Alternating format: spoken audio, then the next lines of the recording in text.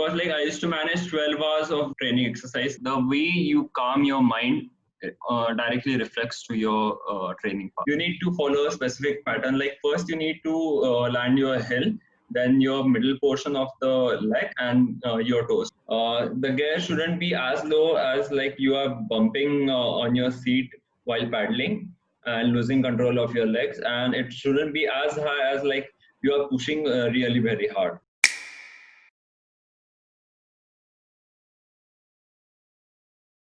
Welcome to Mentor Chat. I am Vivaswan along with Atharva, and we are here to bring you advice from experts in different fields. We like to call them our mentors. Today's topic is ultra endurance sports. Many of you would have heard about Ironman because of Milind Soman and others. Ironman is a triathlon which consists of 4 kilometers of swimming, 180 kilometers of cycling, and 42 kilometers of running. Well, Ultraman is the next level of Ironman. It includes 10 kilometers of ocean swimming, 421 kilometers of cycling, and 84 kilometers of running. Today's guest is Shubham Kazare. He has completed Ironman at the age of 18.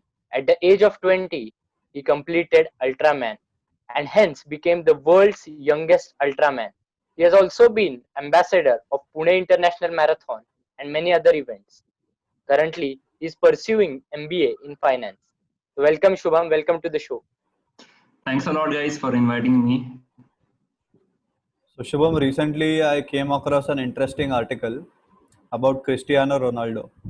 After the lockdown, he ended up becoming even fitter than what he was before the lockdown. So considering that you are into ultra fitness and such extreme sports, how have you managed your fitness during the lockdown?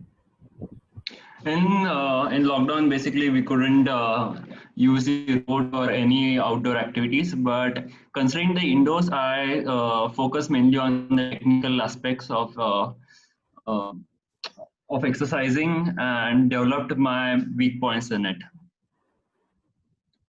Right. So now we will move to the questions. But before that, let me just tell our audience the format for today's meeting.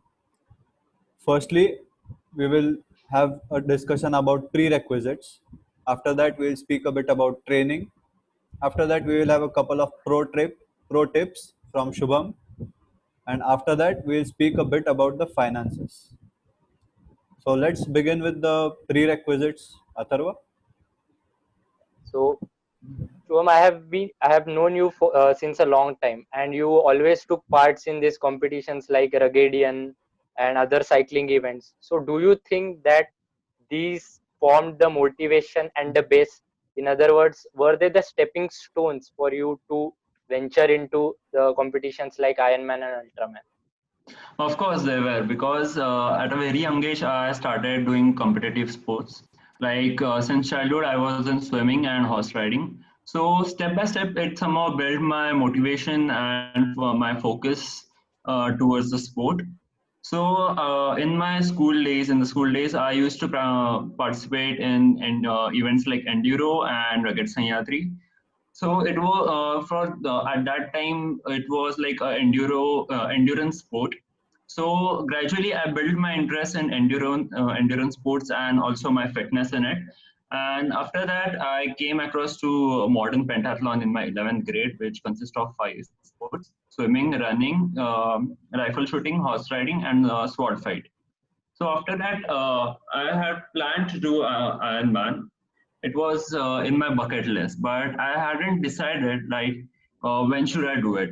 And considering my background in the endurance sports, I took a decision to do it after my 12th. And after that was the whole what we can say that the whole next level goal was of Ultraman. So, so for the audience that these events that Shubham mentioned, we will be stating this in the description so that if you have any such high ambitions of entering Ironman or Ultraman, you could probably test your skills and fitness levels in these events.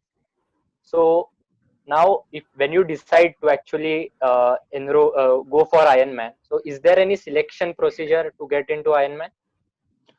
No, you just have to fill the entry form which is available on their website, and you are good to go. But on the only age criteria they have, like you need to be 18 on the race day. Like this is 18 plus race. Okay, okay, Right. So And for Ultraman, you have a qualification, right? Like you need to finish an Ironman in 14 hours and 30 minutes.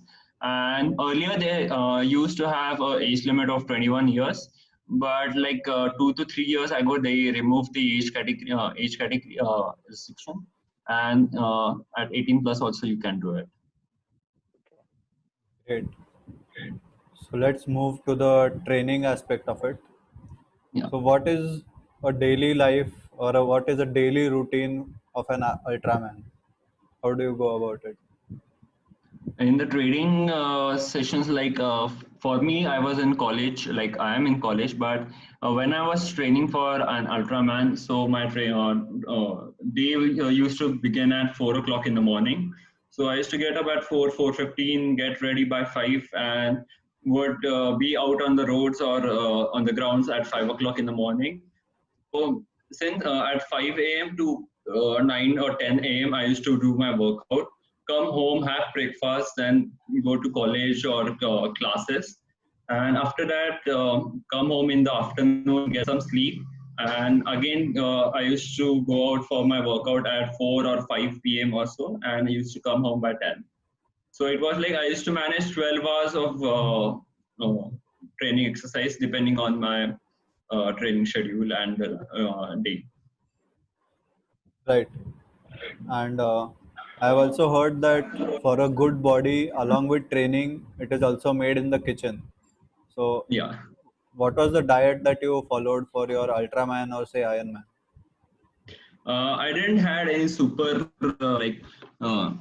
diet or anything. I just followed like do it yourself home wala diet. Like while you are eating your food, you just have to make sure that the bowl of vegetables or anything you have with your roti or chapati, it should be the twice of the size you take at your average or normal meals.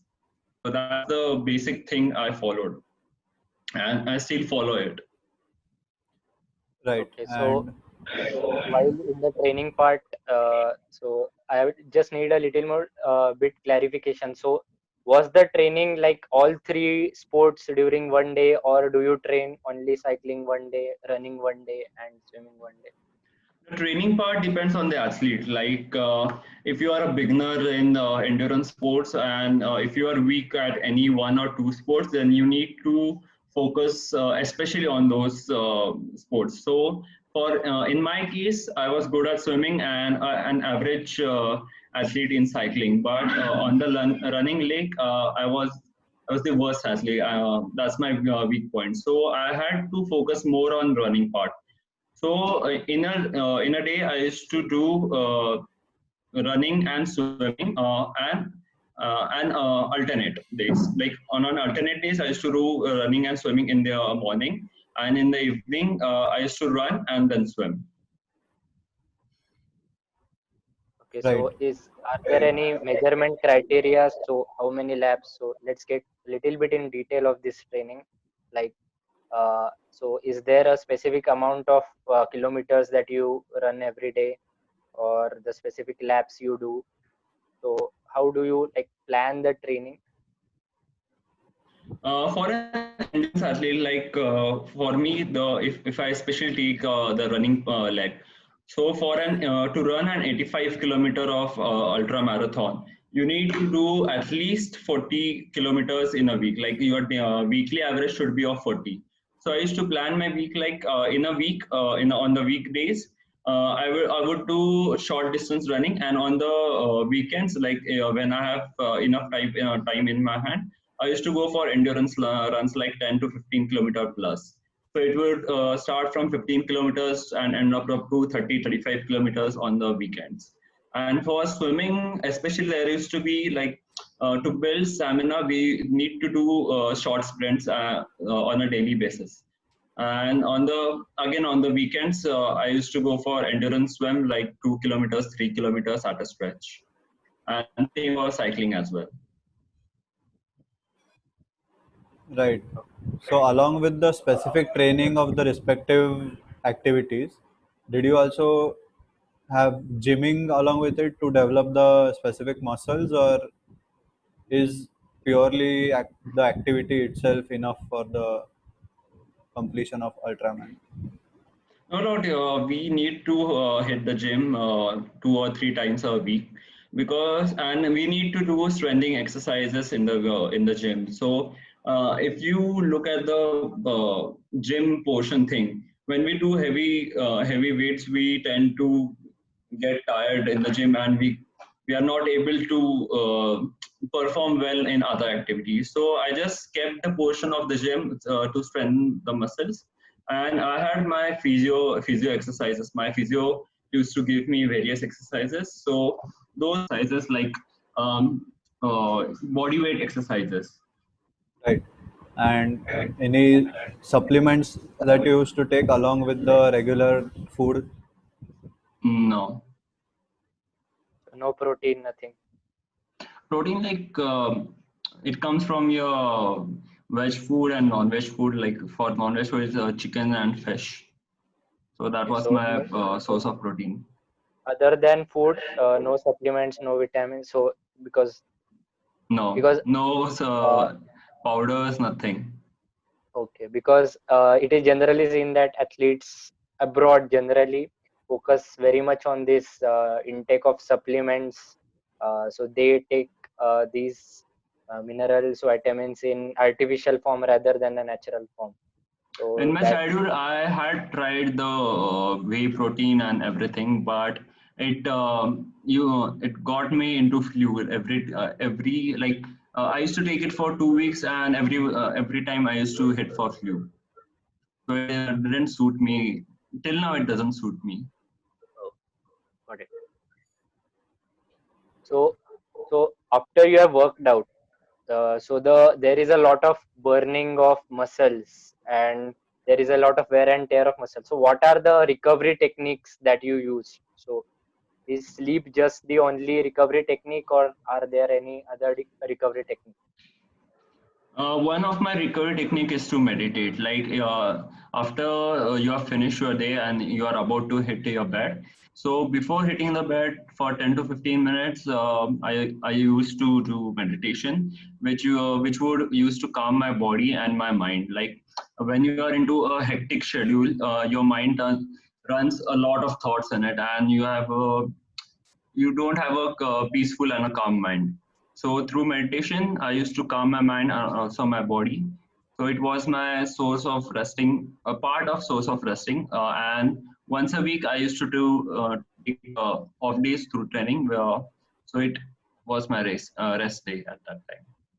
Okay. And when you say meditation, what exactly is meditation? Like, what was the process of your meditation? Because there are so many different ways to go about it. In my meditation, I used to keep a watch on my breathing, like my breathing pattern. And after that, I used to focus on each and every muscle of my leg. Like I used to begin from my toes, calf, thigh, to up till my head. So for every muscle, I used to give 30 seconds to 1 minute of time, which it was pretty good. Right. That's really And does the breathing also help you, like with the running and cycling and stamina as well? Yes, of course. Yes, of course it does. Because while you concentrate on your breathing, you tend to breathe. You tend to focus on your breathing. Like you take deep breaths. So of course it gets more of oxygen, and it also reflects on your performance. The way you calm your mind directly reflects to your training portion. so talking about breathing. I would now like to move on to some pro tips and techniques that probably the people who have already started with like doing marathons or getting into various triathlon events. So before moving on to individual events like running, cycling, and swimming, the one thing that is common to all is breathing. Yeah. So as we have mentioned that breathing affects everything. So during the events, like during running, cycling, and swimming, are there any particular breath patterns that you follow? There are breath patterns to be followed, but I didn't found it that much relevant to my trading pattern. Like I had tried it once, but it didn't got I didn't got used to it. Instead, I lost my what I lost my pace and I lost my focus in the training activities. So I tend to neglect it. So is focusing on the breathing distracting? So it In takes too my much case, attention. yeah, in my case, I got distracted, so I didn't found it much relevant. So I don't know for in other athletes, like if they follow and if it benefits them, it's good. Okay, so are there any other energy conservation techniques that are used in any of the three events? Like Because a lot of energy conservation, like because like spending so much energy at a stretch, there has to be some technique in which, like, where you save energy. So there has to be some technique, like I will run fast and then run slow. So there has to be some you're getting my point, that for yeah, example, for swimming I would breathe after, say, let's say six after lap. So what do you call it, after six it's a hand drill. stroke? It's a drill, Yeah, 3 arm drill. yeah, after 300 you will take a breath. So are there any Yeah. such technique? In running, I used to do like if I get tired or anything of that case, like in my running on the laps. So I used to do like when I'm running on the road, we have the light lamps. So I used to follow a pattern like for the first pattern, I used to do from one light lamp to another light lamp. I used to run and then walk, like alternatively. In the second case, I used to run for three uh, lamps and then walk for one. So, and after that, I used to do it in a timing slot, like for 50 seconds or 40 seconds, I will run, and for the last 10 or 20 seconds, I will walk.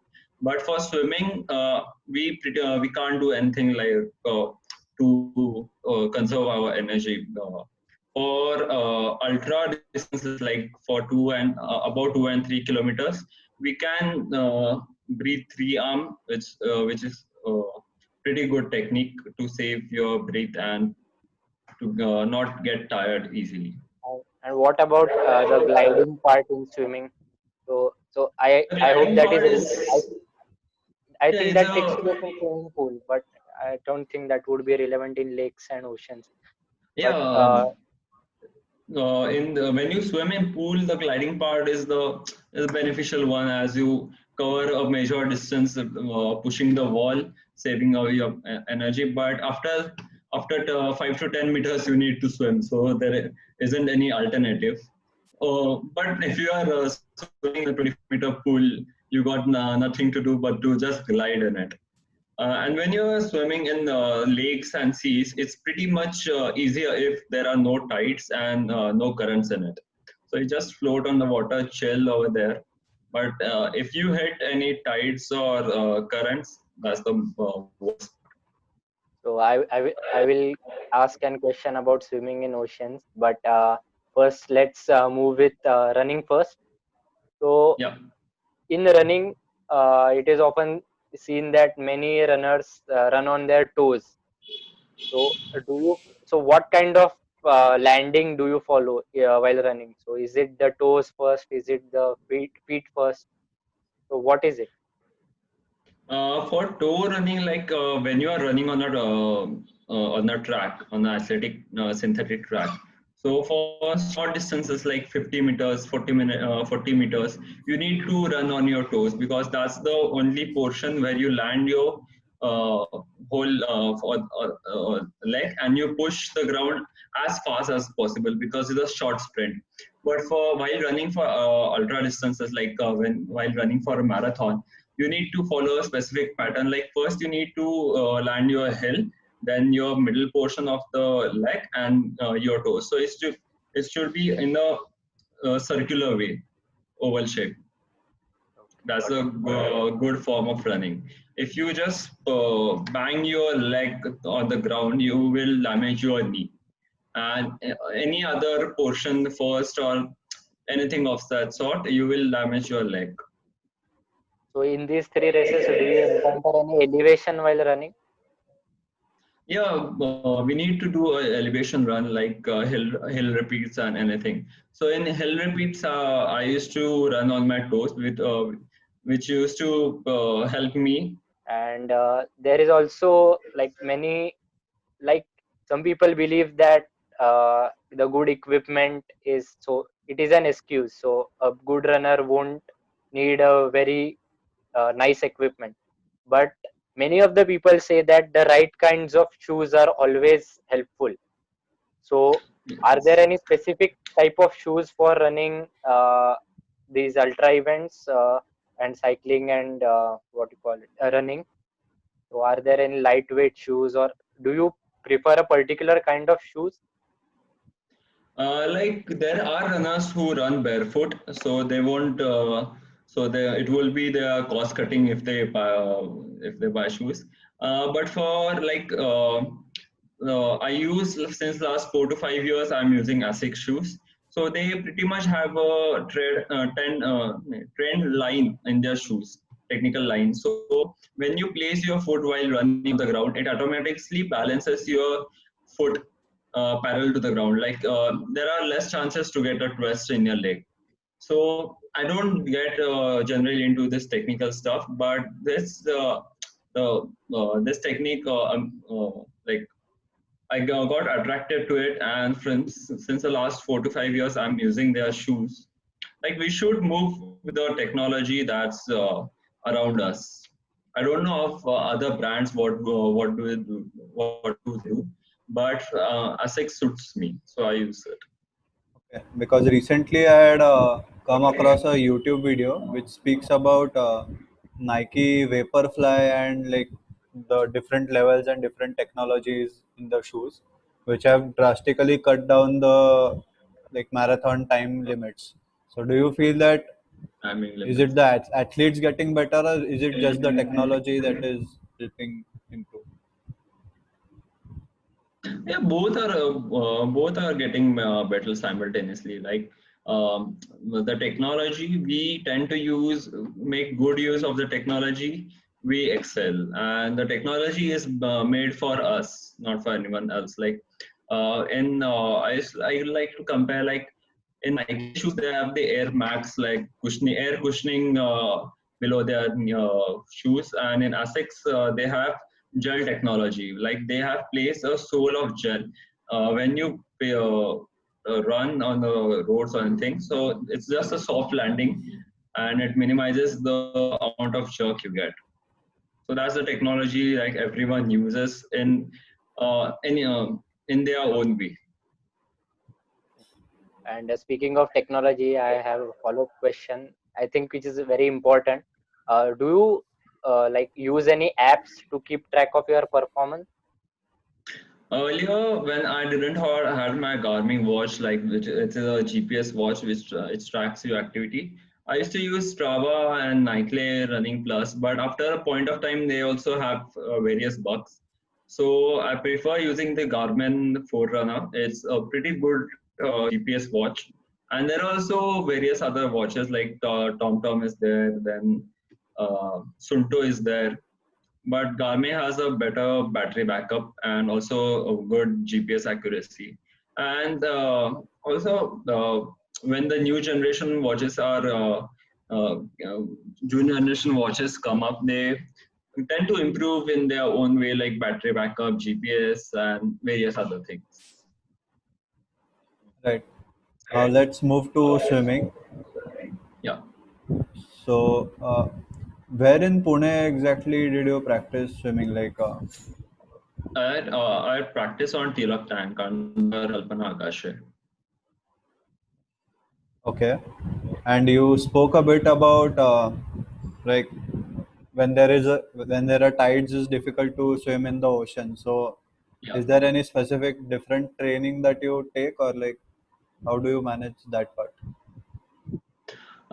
Regardless of the technology and equipments we have in Pune, like in India, we can't usually train specifically for it. But I could suggest like my friend Rohan More. He swims like he has completed seven world channel swim, Great Ocean Swim. So he tend to use this small parachute kind of thing. He just attaches with the bulk on the waist and he swims. So it creates drag and it also helps you. Like when you swim in ocean and you have currents, it's the same scenario. Like you need to push 10 to 15 hands, then only you move for 3 to 4 meters. I had this, like I would like to share my experience. Like when I was doing the race in Ultraman, I had completed like 5 or 6 kilometers. And in the last patch, I got various like tides and currents in it. So my crew member was in front of me, and I was following him due to the currents and everything. So after 10 hands, I used to move the distance of only one hand. So and also because of the currents, I wasn't on the route. If I see my route on the watch, it was like zigzag, zigzag.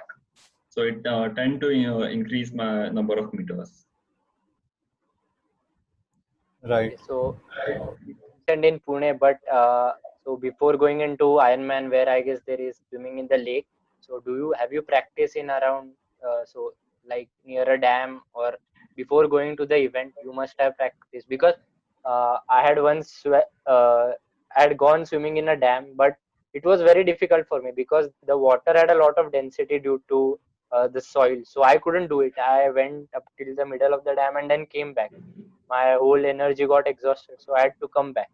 So did you practice in any such real time scenario? In Pune, like we have the Pauna Lake, so various times I have been there, like 3 to 4 times I have been there. But after a certain point of time, the villagers don't allow due to because there are a number of cases happening over there, like people are drowning who can't swim and they just go for enjoyment. So I found an alternative for it, like uh, do the national events like the events which are in India, which is possible for us to go there and to swim in the race which they officially organize and with all the safety measures. So you can swim over there in sea and lake wherever the event is. So I had done couple of events before my Ironman race, and after that I had a pretty good of experience in open water. So it wasn't a big deal for me in Ultraman. So can you give the examples of, or can you state the names of those races for the audience? Yeah, so you have races in Goa, Chennai, Mysore, Delhi. I think in Delhi they take the event in pool. So it isn't that much good. But in Goa, in Chennai, it's really good. So it's So in Chennai you need to swim in lake, and in Mysore there is a dam. I don't know. I don't remember the name of the dam, but it's also good. what's the race In called? Goa, only in Goa you have the open water, like swimming in the sea. So what's the race called? It's now it's like official race has come to India, Ironman 70.3. Or else it was earlier like Goa Triathlon. Okay, okay. Okay. And And also before the events, you can go before 2 to 3 days of the event.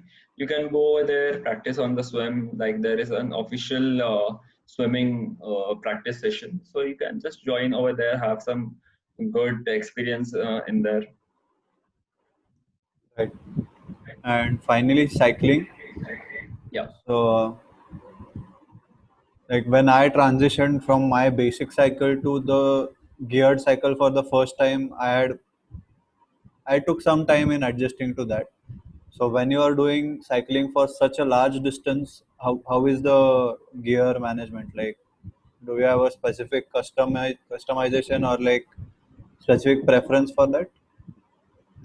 The first thing while shifting or like anything buying your bike is like you need to get a complete bike fit, which gives you an accuracy like what type of geometry do you want and what size of bike do you want. So when I was after my completing my 10th and going into 11th, I had this plan to shift into triathlon. So I didn't had any knowledge of bikes and cycles around there. So I just happened to go and buy a bike, and also the bike dealer didn't guided me well, and I ended up taking 2 to 3 sizes more of my height at that point of time. So in less than 6 months, I had a very bad back pain, which ended up buying me a new bike with proper guidance. So and for the gas, like there, you need to get acquired with your gas in such a way that you paddle minimum of 90 rotations in a minute. That's an average good paddling speed, and it also for when you are climbing and when you are on downhill. So Right. when you are not climbing or going downhill, is there any your personal favorite gear combination that is the most comfortable for you? Like there are various combinations which you can try, but the like if I can give you a simple scenario, like the gear shouldn't be as low as like you are bumping on your seat while paddling and losing control of your legs, and it shouldn't be as high as like you are pushing really very hard. So it should be somewhere around the what can I say high gear and the medium gear. It should be in middle of it, So if I'm not wrong, the gear combination should be such that it is not a pain for the legs as well as yeah, you are not moving very slowly. pushing very hard. Yeah. Yeah, Right. if I tell you the like the gear combinations, so every bike has its obviously for road bikes it's a combination of 20 21 gears, but for mountain bikes it's different, and for hybrid bikes it's different. So that's it won't match completely over that. Right. Let's move on to the next session in the second part of this video, and let's speak a bit more. So, Shubham, stay tuned, and audience, Yeah, you sure. stay tuned as well.